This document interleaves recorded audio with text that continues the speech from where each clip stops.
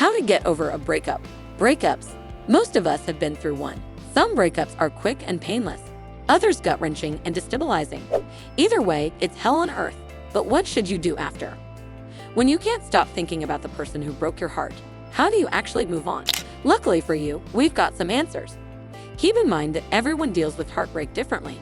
Some, for example, prefer Tylenol to numb the physical and emotional pain, while others find that an adult blankie is soothing enough.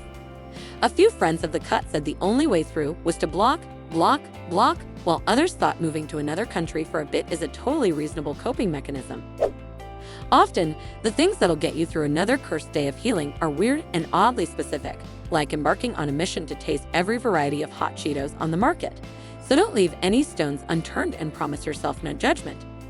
And in case you need some ideas, below, anonymous New Yorkers offer advice on how to get over a breakup and the strategies that worked for them. Talk about it with people you trust, or strangers you'll never see again. My relationship of almost 4 years ended very recently. What has helped me get through it is talking to everyone about it. My parents, friends, co-workers, bartenders, anyone willing to listen really. When the people who love you know you're hurting, they really do rally around you. Reaching out to people resulted in more frequent invites to yoga classes, home-cooked meals, movie nights, and day trips. Spending significant time with more people who I neglected over the years reminds me that I'm independent and I have everyone I need. Now it's just a matter of figuring out my new routine as a single person. Make plans. I had a shitty 3.5-year relationship with an emotionally abusive heroin addict. When it ended, I was devastated at first, but after spending that summer focusing on me, traveling, spending tons of time with friends and family, I ended up being really grateful for the breakup. Everything is a learning experience, and you grow from everything. Spending time traveling and surrounding myself with friends and family and exciting experiences helped. Keeping busy helps, and living your life entirely for you helps. Get a hobby. My relationship ended due to it being long distance. Things that have helped me are getting a dog, going out and trying new things, meeting more people, and taking on new creative projects to throw my energy into. Make a breakup playlist. After 5 months of dating someone who seemed not that into me, he broke up with me over the phone. I was so angry. I exclusively listened to Demi Lovato's Sorry Not Sorry all day, every day at work. I liked her lyrics about an ex one day seeing me glow up. It felt cathartic. I was going to glow up and get even more successful and beautiful and famous, while he simply would get more and more wrinkled. Sign up for a few dating apps, or try dating without them. I dated someone for a little over 4 years, on and off. I think what helped me get over him was first the sense of relief that I had from not feeling controlled, and second, pushing myself to go on dates with various types of people. Ultimately, what helped me move on was realizing there are other people in this city who are far more compatible for me, who offer many of the same positive qualities he had, just better. Work through it with a therapist. I was married for 9 years. It ended in separation and finally divorce. Ultimately, I did 3 months of relationship therapy and learned more than I could imagine about myself and relationships.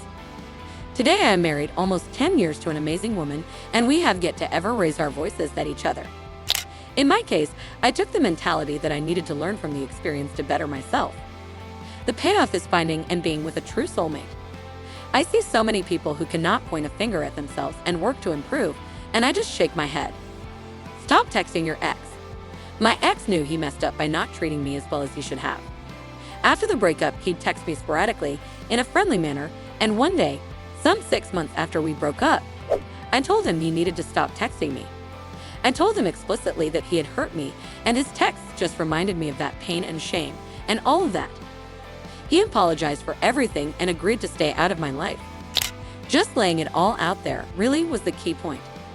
I'm not normally one to be so direct, but I felt like I couldn't move on unless I did. And that was that. Know that it takes time to move on. My 1-year relationship ended after Valentine's Day, when I found him sending the same gifts to his ex-girlfriend. It took a long time to get over it, and we did the whole still talking/hooking up deal for another year. At this point, time is the main thing that helped me move on. Over time, you forget about the good memories that were keeping you tied to that person. After a while, you just stop having feelings for them because you are occupied with other things and meeting new people. that person isn't active in your life anymore. Write about it in a journal. I've always kept a journal. After breaking up with my first serious boyfriend of 1 year, I flipped back to an entry I wrote 3 months into the relationship and saw that I had written something like, "Am I even attracted to him?" 3 months in, such a red flag. Right then, I decided to reread my journal entries more often. Journaling continues to help when I date other people now, and with a lot of other things in my life. I like to turn back to what I've written and try to notice patterns.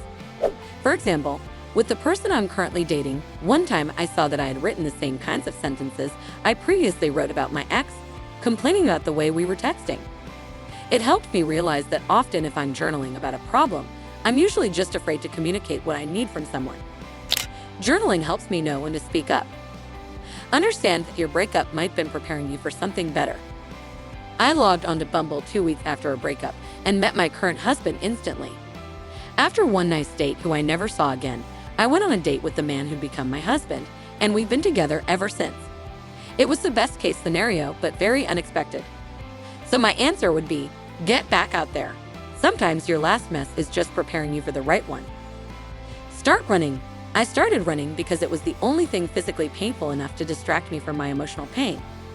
After a week or two of absolute misery, throwing myself into a busy schedule of pursuits and activities that grew me back to myself worked wonders. Whether it's spending excessive time with my friends, getting really into yoga, or actually reading the books on my bedside table. Creative pursuits were especially helpful. I even started getting into watercolor painting after my last breakup. Set boundaries. The thing about boundaries is that they are for you. When you stop people-pleasing, people will stop being pleased. My advice is to block your ex. Don't respond. Don't check their Instagram followers. Don't reach out with a meme. It might sound extreme, and you might think, well, I don't want them to know I care so much. Or what if it's an emergency? Or what if they reach out and say I'm the one? Make your boundary and give yourself 90 days. See how you feel after. Even if you want to reach out after 90 days, you will be in a different place. Thanks for watching. If you enjoyed this video, be sure to give it a thumbs up and subscribe for more content like this. See you next time.